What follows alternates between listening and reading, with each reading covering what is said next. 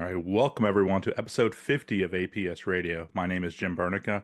I'm joined today by Dr. Hillary Snapp, the Chief of Audiology at the Miller School at the University of Miami, Florida, that is.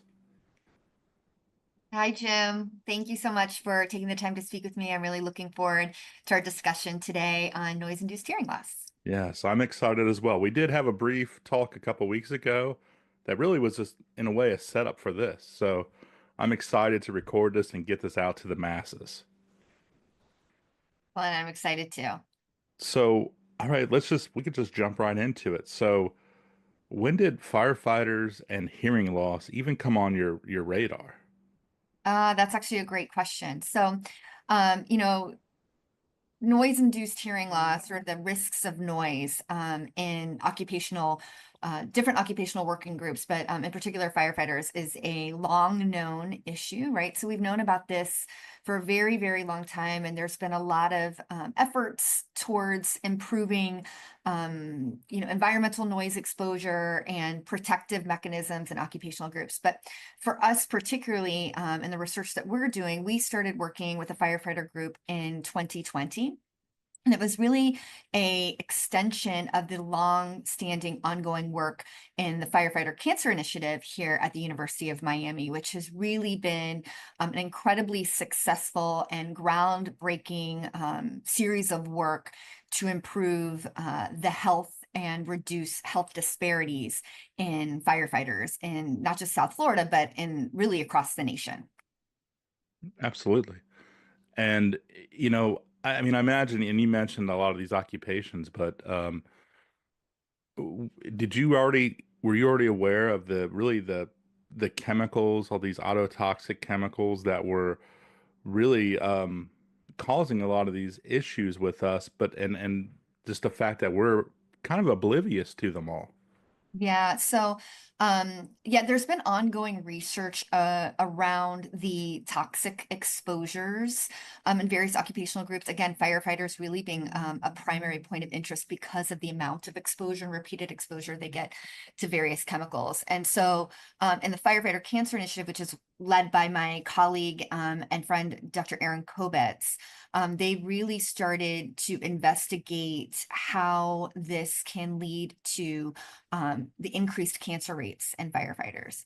And as part of that, we recognize that there are additional factors, additional health disparities that the firefighters really struggle with. And one of the key areas that they bring up, particularly later in their career, is difficulty with communication, difficulty with hearing. And so those conversations, as part of this really community-based participatory research that the Firefighter Cancer Initiative is doing, has raised the awareness to our research center really about how important it is to address this ongoing challenge. And so to your point, those chemicals that firefighters are frequently exposed to are certainly toxic and can cause cancer, but they also can be toxic to the ear, meaning that they can increase the level of oxidative stress and metabolic changes that are happening in the hearing organ itself, placing them at increased risk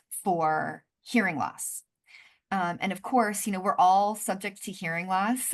Everyone, our ears age just like the rest of our body ages, right? So everyone will experience some aging process in their auditory system. That is unavoidable, but there are certain factors that can exacerbate or increase that risk or increase the rate and degree with which we start to lose our hearing. And so one of those can be exposure to these agents that we consider to be toxic to the ear or ototoxic, as well as other hazards such as noise. And so noise too can create an increase in these metabolic changes and oxidative stress in the hearing organ, which will also exacerbate and increase the rate and the risk of hearing loss in this specific occupational group. And so where this becomes really complicated is we already know that there is a synergistic effect of the aging process and noise exposure, meaning that those who have what we call hazardous exposure to noise are more likely to have increased degrees of hearing loss over their lifetime, and it's like more likely to start earlier in their lifetime.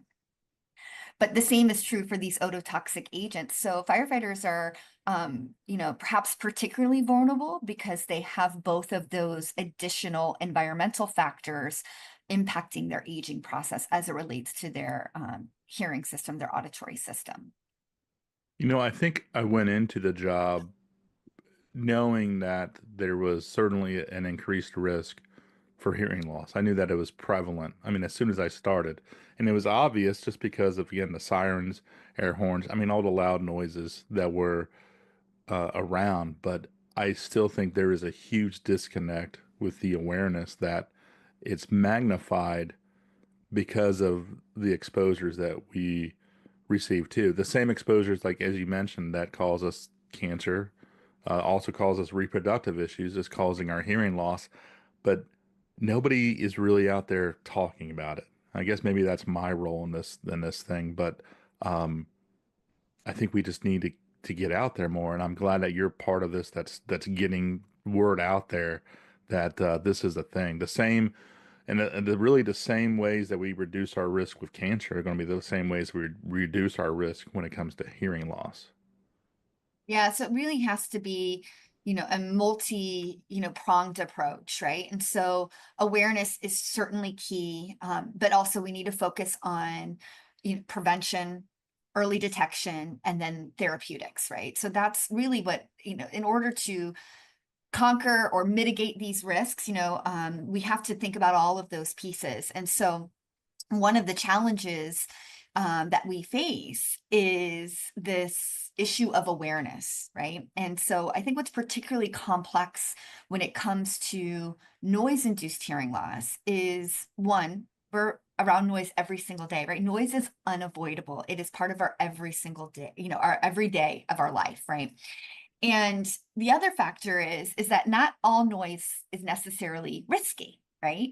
So, we have to rely on the ability of the individual to determine that risk accurately and then to apply some behavioral modification to reduce their risk.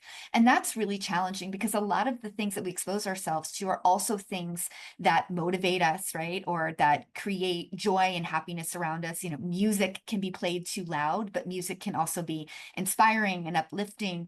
So, there's some social and behavioral challenges there that really can make that complicated to address. Another factor that we think about a lot too is when it comes to noise-induced hearing loss is that the process through which we start to lose our hearing with noise-induced hearing loss is not necessarily overt or obvious to the person experiencing it. So for example, you can be exposed to loud noise that might be potentially causing some underlying damage to the ear that you're completely unaware of, right? And you seem to recover from that event, but it's already signaling that later down the road you might have some hearing loss. And so an example of this is when you go to a loud concert or you're at a party where maybe there's a lot of loud noise or loud music playing and perhaps you're close to the speaker and you leave that event or that environment and you now have kind of a muffled sensation. Have you ever had this where your hearing just feels like it's a Sure. little bit down, right? But then it seems to recover, in minutes or hours or by the following day. And so what that tends to signal to us, if we don't have a lot of knowledge in advance about how the auditory system works, is it signals to us, oh, okay, I'm fine. I don't need to do anything about it. I've recovered. But what we now know is that when those things are happening, it's a sign that there is some underlying damage. So even though it seems that we have recovered in the immediate, there's already long-term effects that are happening that are going to manifest later. And so a lot of times I liken this when I've talked to my patients about it, or I talk in the community, I use the analogy of a sunburn, right? So we have high awareness of the risks of sun cancer.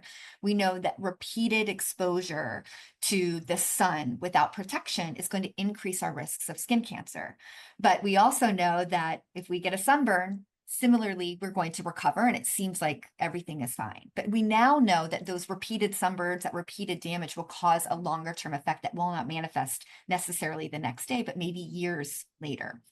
And that's kind of how I like to think about hearing loss. You know, if you're getting these repeated high levels of exposure of noise where you're getting muffling in your ears or ringing in your ears, short-term side effects, be aware that those are signs that there is some underlying damage and you need to protect yourself from those environments so that you don't have a later consequence of increased risk of hearing loss. It's interesting because it's a lot like how you described all that was very similar to how we describe a latency period when it comes to cancer. That, with our exposure, it sometimes takes 10, 15, 20, 25 years before that cancer shows up. Um, and it's the same type of exposure. So this is all just, to me, very, very interesting stuff. Yeah, it's the choices you make today that kind of set the path for your risk in the future. And Yeah. that's a really hard thing from a social perspective to manage, right? It's a really hard thing, again, to create awareness around and to start to influence behavior modification that what we like to talk about is reducing risky behavior when it relates to noise, right? So this is some of the area of research that we're working on to help with that awareness piece. Yeah, and firefighters in general, I think, are stubborn, hard-headed, um, and if it doesn't happen to us right now, we kind of have that whole invincibility, like it's not going to happen to us at all, kind of kind of mind frame. And I always give the example of, if I was on a ladder at a fire and I fell off the ladder and broke my ankle, it's very obvious the cause, the effect. I mean, it's all right there. But it's not that obvious when it comes to like this hearing loss of our exposures because, like you said, it sometimes takes years before it shows up. So that's why this awareness piece is huge. And like you said, I love the fact that, you mentioned like what we're doing now is going to affect us down the road. Yeah, and I think, the more we can talk about that very early on in the career path of occupational workers, right? The more we can create awareness around that, the more our senior leaders, really embrace this and support, awareness and prevention is really, really key. I'll say that, that's not just a firefighter thing, it's a human thing, right? This is something that we see in every aspect of in every population. And, sometimes, humans are lazy by nature, to be very honest, right?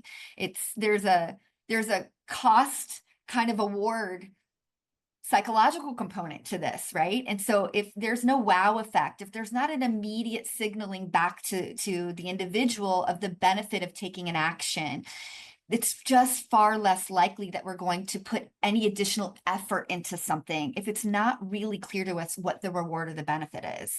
And so that's part of that early behavior modification that can be really challenging, especially in, early career, younger populations where they're not yet starting to see some of these effects. So, yeah, it's challenging, but it's not just firefighters that struggle with these concepts for sure. We see it Those are in the every people I hang out with, so that's what I know. population. Um, so let me ask you this. Well, not one of the cool things I should say about what you're doing and that I love is that you're also trying to help us out.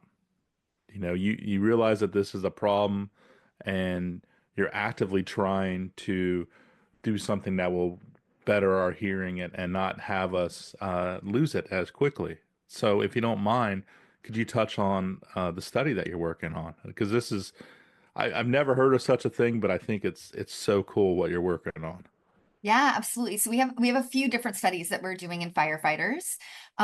So first we're doing a longitudinal study in we have about 400 firefighters who are enrolled in this study, where we're looking at characterizing both their hearing and balance health over the career of a firefighter. And so this is currently a 5-year study, and we're taking measures. This is really focusing on how do we improve our diagnostics and how do we improve our ability to detect earlier changes that are happening, both in the auditory system and in the balance system. So one of the things that this work led to is our ability to identify that firefighters, even in very early career, are not only experiencing some subtle auditory changes that are different from non-firefighter groups or non-noise exposed groups, but also changes to their balance. And this has been shown by other researchers in military populations or other groups, veterans that have a lot of noise exposure, but really being characterized at the end of their career after we know they've had a significant amount of exposure. And what our work is doing, which is really exciting, is trying to find ways to detect that early. And we're seeing that there are some ways that we might be able to do that. And that too is really important for us to understand, because we know that fall risk is very high in firefighters, and it has a particularly concerning morbidity component to it, right? Really reducing overall quality of life, mobility, lots of challenges with very high risk of falls in firefighters. So that work has been very exciting. But then it is also in parallel led to what I talked about earlier, is this other component, right? So we said we need to deal with awareness, we need to deal with early detection, we need to deal with diagnostics, and then we also need to deal with therapeutics. And so another exciting study that we're working on right now is on the therapeutic side. And so in partnership with Restore Ear, we have a small business innovation research grant from the National Institutes of Health to study the impacts of mild therapeutic hypothermia as a potential protective and therapeutic for noise exposure. And so mild therapeutic hypothermia is very exciting because it's been shown in other areas outside of hearing to provide both a protective and a therapeutic benefit. So we think about research in spinal cord injury, for example, it's been shown, mild traumatic brain injury, it's been shown, cardiac arrest, right? So in all of these other areas, mild therapeutic hypothermia has been shown to be very beneficial. And so what is mild therapeutic hypothermia? For our intents and purposes for this specific study, it's basically applying cooling to the area like an ice pack. And so what we do is we apply a cold ice pack-like device to the outside of the ear, which we've been able to show in animal models actually will successfully reduce the temperature at the level of the hearing organ. And the reason why we're interested in looking at this as a therapeutic is because cooling reduces the oxidative stress in the ear, right? Or reduces the oxidative stress that happens with an injury. And oxidative stress is what leads to inflammation and ultimately potentially cell death, right? So if we can reduce that process, then there's a potential therapeutic benefit. And that's what these other studies have shown in other areas. So it's really exciting. We're actively doing this in firefighters right now and studying it moving forward. And yeah, we're looking forward to seeing those outcomes, and our early data is very promising in its effects to, in the short term, potentially work as a therapeutic for immediately after a hazardous noise exposure. And you're really doing this during a fire scene, after the individual comes out and enters rehab. Is that correct? No, so not exactly. Okay. Although ideally that would be what we'd like to see happen in the future, right? So Okay. if we think back to our firefighter cancer initiative and the successful things that they've done, is they've been able to develop these protocols when firefighters come back from calls to reduce their exposure, right? So there's cleaning protocols and there's areas to put their equipment and remove all of that chemical exposure. So I think the long-term goal is that if we can demonstrate the effectiveness of cooling on the ear in this way, we would be able to work with departments and state leadership and hopefully even national leadership to develop post-exposure protocols where firefighters could cool, right? But right now, what we're doing is we're studying firefighters after shift. So they come in, we reassess them. And then after their shift, we assess them again to see where their hearing levels are. We cool them and then we test again. So we're looking at them over a 24-hour period, not immediately following the exposure. But again, this is similar to, if you have your kid comes home and they've bumped their knee, the first thing you're going to do is you're going to apply ice to reduce the inflammation, right? And so that's the idea behind how this might work. And those very early hours post exposure that we can apply that ice to reduce any potential inflammatory process that's happening in the ear, which should hopefully reduce that risk and have a therapeutic benefit. That's really interesting, and I wonder, like, yes, like if you could do it acutely, like immediately after the noise exposure, how beneficial that would be. That'd be interesting too. Because I could see, I mean, most of the time firefighters come out, the fire's been out, and they have an opportunity to take a little bit of a break, rest, rehydrate. Usually that's the time when an investigator comes in there and does their thing. And that would be an opportune time to try to do this. Absolutely. Yeah. And those are our long-term goals. But the first step in this work is to explore the effectiveness, right? Is it even effective? And we Yes. kind of talked a little bit before on how difficult it is to get, groups of individuals, firefighters in this case, to adopt and accept a change, in their day-to-day routine or something different that they're doing. And so I think the most important first step in that process is ensuring it's effective, because if it's not effective, we're never going to get them to adopt and accept such a protocol. So we're in those very early phases of fine-tuning those pieces, but the early results are really promising, and we're going to continue to work with them. We have another study in process to also look at the potential benefits on tinnitus. So you may or may not know tinnitus. Tinnitus is when we get, a perception of sound in the ear. It's often ringing, but it can also be buzzing or even other noises. And this is a very commonly associated byproduct or accompaniment to hearing loss. So many individuals with noise exposure, many firefighters also experience tinnitus, which can be very debilitating. And so we're also starting to explore the potential benefits of therapeutic hypothermia on reducing tinnitus in these groups as well. So that's an upcoming piece of work we're excited to launch soon. I I love all the stuff you're working on, and I mean, it's truly great, and I'm thankful that you're doing all this stuff. Let me ask you this though.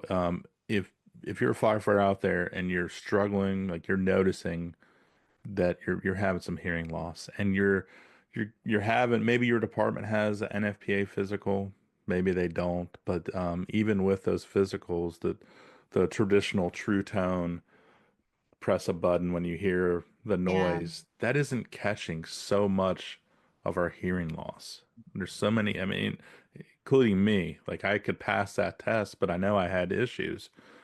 For those that are still having issues and can pass that test, what would you suggest they do? What would you recommend they go about to try to get in a true evaluation that could actually tell them where they're at and get them help that they need? Yeah, so absolutely. I mean, the first thing I would say is, to speak up. If you're feeling like you're having an issue, then you're likely having an issue. The challenge is that the tests that are being performed in your annual physical at the site are likely insensitive to that issue. So it doesn't mean that you're not having challenges with hearing. So if you're starting to feel that, advocate for yourself, speak up to your department leadership, that's going to help to create the awareness, but then to seek out further evaluation. So, going to an audiologist, working with your occupational health groups to connect you with audiologists who specialize in occupational health is great, but even just going to the regular community audiologist is going to give you an extra level of diagnostic information to help support you in identifying what's really the challenge. We talked about a little bit earlier that, this delayed effect, right? This latency effect that we see. But in actuality, there is underlying damage that's occurring. And so One of the challenges is that particularly with the type of noise exposure firefighters have, so very high level, high intensity sounds and repeated exposure, right? So not like a concert where you go and you're exposed to a lot of loud noise for several hours. These are intermittent exposures, but repeated over and over again over 24 hours, 48 hours, however long that shift is. And with those types of exposure, the damage actually happens at a different part of the auditory system. So that part of the auditory system is actually what we call the synaptic junction. So the point in the system where the cells in the organ are connecting and sending the signal to the nerve. And what that processes is actually higher level inputs. But the tests that we do measure low level inputs, very soft sounds. So that's one of the disconnects on the diagnostic. You can pass this soft sound test, right? Raise your hand when you hear the beep in a quiet room in a sound booth. But the issues that you're really having are with these higher level inputs because that part of the system isn't able to process it correctly. And so how this manifests in the day-to-day real world is difficulty listening in noisy environments, right? Or difficulty understanding speech, because when I'm speaking to you, I'm not speaking at your threshold of hearing at a very soft sound. I'm speaking at a much higher level. But your ability to process those signals that are higher level is more disrupted. And so we see issues with clarity of speech, misunderstanding one word versus another. And then, of course, it becomes even harder when we input background noise. So it really manifests in more complex environments, which are actually our everyday environment. We aren't listening in a quiet room every day. We're listening in a restaurant, in our office, and walking around outside. The noise is everywhere around us. And so if you're experiencing ringing or buzzing in the ear, muffled sensation of sound, or difficulty understanding or communicating when it's noisy around, then those changes are likely already happening, and it's a signal to go and see an audiologist, even if your annual suggests that your hearing is normal. Perfect. Nicely said. And I'm so thankful for people like you that get it, that realize that this is a problem and are doing something about it. I can't thank you enough, truly. Oh, well, it's been a highlight of my career to work with our partners in the fire service. It's just an incredible community of individuals. They champion us, which makes it really easy to champion them. And really, when it comes to community health partnerships, it's just been so rewarding and really just completely changed the way we look at how we do our research and how we innovate our research to ensure that the end product is really something that meets the need of the user, of the stakeholder, which in this case is the men and women of the fire service, who are doing really incredible work every single day in our community to keep us safe. So it's a pleasure to try to do a very small part in helping to keep them safe and healthy. All right. I can't thank you again for all that you're doing for us. I truly appreciate it.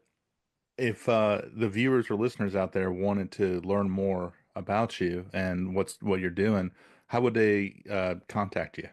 Oh, that's a great question, Jim. So there's two different ways that you can learn more about the research that we're doing. So first, you can go to our research website. It's U as in university, miamihealthresearch.org. Again, it's U, miamihealthresearch.org. And you can look up noise-induced hearing loss, and you'll find all of our studies listed there, and you can reach out to us and contact us through that mechanism. But also, if you're really interested in the cooling and how you might learn more about that, or even potentially get your own cooling device, you can look up more information at our partner, our industry partner, Restore Ear's website. And so you can reach them at restoreear.com. That's RESTORE TOREAR.com. Again, this is our industry partner that we have been doing the research with. They're the developers of the cooling product. And one of the goals of this research is to really move that product into commercialization to make it available for anybody who would like to use cooling as a therapeutic. And so you can already purchase early devices on that website, as well as learn more about the research that we're doing in partnership with Restore Air. Perfect. Thank you so much for sharing that. Um, let's get you out of here. It's lunchtime. All right, I'm hungry. So she's Dr. Hillary Snapp from the U, and I'm Jim Burneka, and we'll see you next month. Take All care. right, Jim. Thank you. Bye. Bye.